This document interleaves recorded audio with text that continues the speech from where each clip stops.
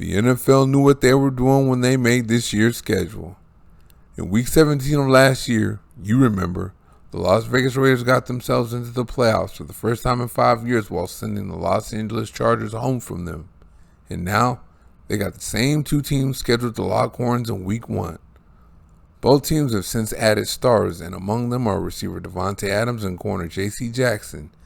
This is a matchup we've been waiting for, with the best receiver in the league against one of the best corners in the league. But now the question is, will we get robbed of the matchup in Week 1 altogether, or will there be excuses made over Jackson just coming back from ankle surgery? It really all started Monday for Jackson.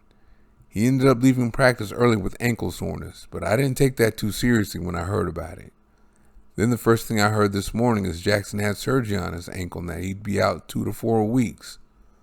Word is the surgery was to correct something he was born with. Either way, the surgery puts him right on the bubble of playing in the rematch of last year's playoff elimination game.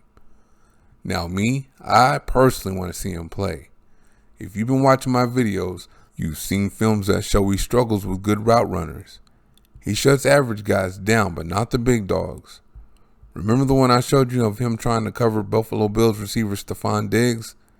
Diggs abused him on the release and on his routes. And Adams has the best release and runs the best routes in the NFL. But for Charger fans, this is the worst news they could have gotten. They think he's a shutdown corner and they're going into a division game in Week 1 without him or not at 100%.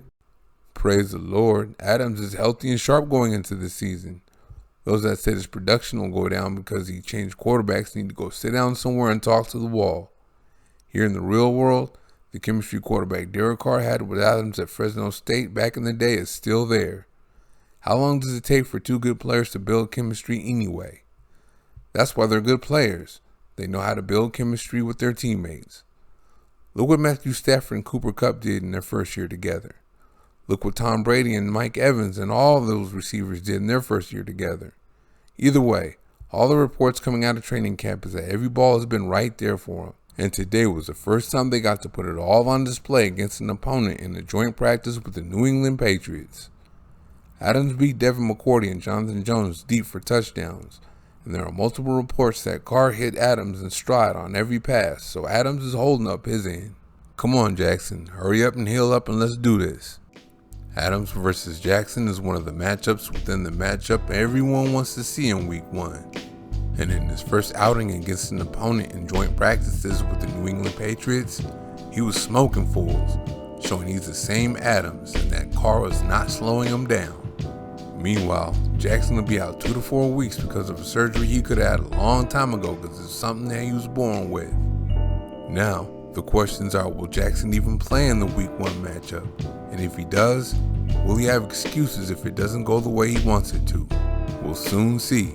Thank you very much for watching. See you next time.